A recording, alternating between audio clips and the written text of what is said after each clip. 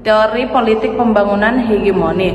Yang pertama, definisi hegemoni. Secara etimologis, kata hegemoni berasal dari bahasa Yunani hegemonia, yang berarti dominasi atau kepemimpinan. Biasanya satu negara kota atas negara kota lain.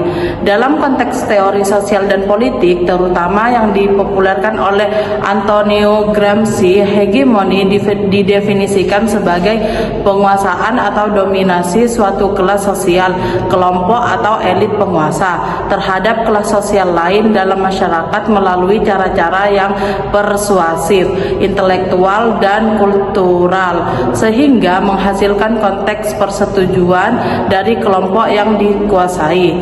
Intinya, hegemoni adalah dominasi yang tidak hanya mengandalkan kekerasan atau paksaan fisik, coerci, tetapi juga melalui kepemimpinan moral dan intelektual yang membuat ideologi kelas penguasa diterima dan dianggap wajar oleh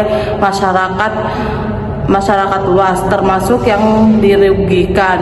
Dalam konteks pembangunan hegemoni adalah cara kelas dominan, misalnya elit politik, ekonomi, atau kekuatan global, memaknai ideologi dan nilai-nilai tertentu sebagai narasi bahwa pembangunan harus berorientasi pada pertumbuhan ekonomi melalui liberasi dan kapitalisme, sehingga ideologi ini diterima secara luas oleh masyarakat. Bahkan jika pada kenyataannya merugikan kepentingan mereka, kelompok dominan ini menggunakan sebagai aparatur hegemoni seperti media, institusi pendidikan, dan birokrasi untuk memastikan bahwa kerangka berpikir yang mereka usung menjadi akal sehat yang tidak dipertanyakan dalam perencanaan dan pelaksanaan pembangunan. Dampak hegemoni terhadap ekonomi politik pembangunan. Hegemoni dalam pembangunan dapat memiliki dampak yang signifikan, terutama terkait dengan ketidakmerataan dan keadilan. Pembangunan yang bias kepentingan kebijakan pembangunan cenderung memprioritaskan kepentingan kelompok dominan, pemilik modal, elit politik daripada kebutuhan fundamental mayoritas masyarakat. Menginalisasi sosial ekonomi kelompok yang lemah, petani, nelayan, masyarakat adat, semakin terpinggirkan akibat proyek pembangunan yang didorong oleh kepentingan modal besar, misalnya perampasan lahan, kolonialisme baru.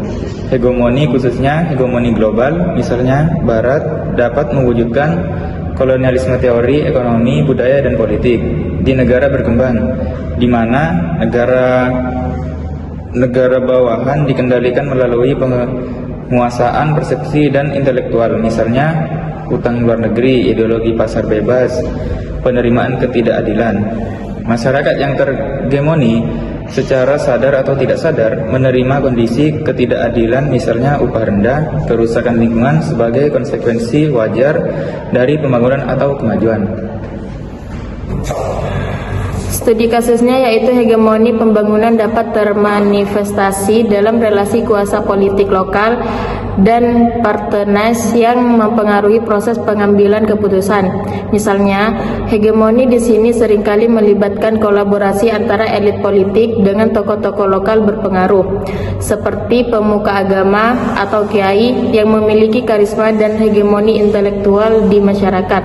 Dukungan, persetujuan, atau konsensus dari tokoh-tokoh ini menjadi kunci dalam memenangkan pemilihan kepala daerah yang kemudian memungkinkan elit politik ekonomi untuk mengarahkan kebijakan pembangunan demi kepentingan jaringan mereka atau patron klien, bukan kepentingan publik secara luas. Akibatnya pembangunan yang terjadi misalnya proyek infrastruktur atau kebijakan ekonomi, daerah cenderung tidak memihak pada mayoritas masyarakat, seperti petani atau nelayan, dan bahkan dapat menyebabkan proyek pembangunan menjadi mangkrak atau tidak tepat sasaran karena adanya praktik rente dan kepentingan tersembunyi. Solusi dan upaya counter hegemoni untuk mengatasi dampak negatif hegemoni dalam pembangunan. Langkah kuncinya adalah membangun counter hegemoni atau hegemoni balasan dari kelompok masyarakat sipil. Pembangunan Tugu Keris di Kabupaten Sumeneb tidak hanya bisa dilihat sebagai proyek budaya biasa, tetapi juga sebagai bagian dari kebijakan pembangunan yang memiliki tujuan politik dan ideologis.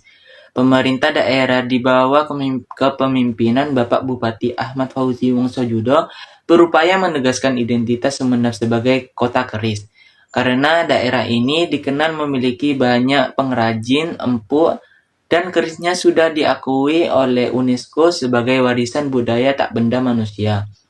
Dari sudut pandang ekonomi politik pembangunan, kebijakan ini menunjukkan bagaimana pemerintah menggunakan simbol budaya seperti keris bukan hanya untuk melestarikan warisan daerah, tetapi juga mendorong sektor ekonomi dan pariwisata. Artinya, proyek Tugu Keris berfungsi ganda, yaitu sebagai untuk menjaga budaya lokal sekaligus cara pemerintah memperkuat citra dan legitimasi politiknya melalui pembangunan yang bernuansa budaya. Jika dilihat dengan teori hegemoni Anthony Gramsci, pembangunan ini bisa dianggap sebagai cara pemerintah membangun pengaruh dan dukungan masyarakat melalui simbol budaya. Dengan mendirikan Tugu Keris, pemerintah berusaha menciptakan kesan bahwa mereka peduli terhadap budaya dan kemajuan daerah.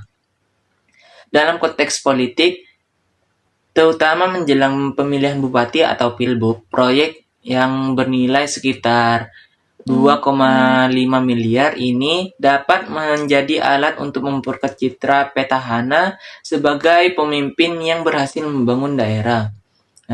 Petahana sendiri ini yang dimaksud yaitu istilah yang digunakan untuk menyebut seseorang yang sedang menjabat suatu posisi atau jabatan resmi dan kembali mencalonkan diri pada jabatan yang sama dalam suatu pemilihan. Namun, proyek ini juga menimbulkan kritik dan perdebatan. Beberapa budayawan dan pengrajin keris merasa bahwa pembangunan tugu tidak memberi manfaat langsung bagi mereka. Hal ini menunjukkan adanya pertentangan antara pihak pemerintah yang lebih fokus pada pembangunan simbolik dan masyarakat yang menginginkan pembangunan yang lebih berdampak pada kesejahteraan nyata. Dengan demikian, pembangunan Tugu Keris tidak hanya soal melestarikan budaya, tetapi juga mencerminkan bagaimana kekuasaan, ekonomi, dan budaya saling terikat dalam kebijakan pembangunan di Sumeneb. Proyek ini menjadi contoh bagaimana pemerintah menggunakan simbol budaya untuk memperkuat. Solusi ini harus berfokus pada peningkatan kesadaran kritis dan elektoral organik, mendorong masyarakat untuk mempertanyakan narasi pembangunan yang ada, serta memperkuat peran intelektual organik seperti tokoh, akademisi, aktivitas yang berpihak pada rakyat di daerah, untuk mengartikulasikan kepentingan publik dan melawan ideologi yang merugikan. Penguatan partisipasi demokrasi, memastikan mekanisme transparansi dan akuntabilitas dalam setiap kebijakan dan proyek pembangunan lokal, serta meningkatkan partisipasi masyarakat, bukan sekedar simbolis, tetapi partisipasi yang substansif dalam perencanaan dan pengawasan.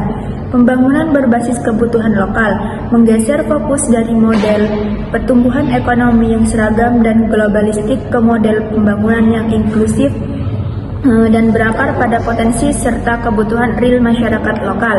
Misalnya, pengembangan pertanian berkelanjutan, perikanan, atau kearifan lokal, sehingga kekuasaan atas sumber daya dan pengambilan keputusan berada di tangan rakyat.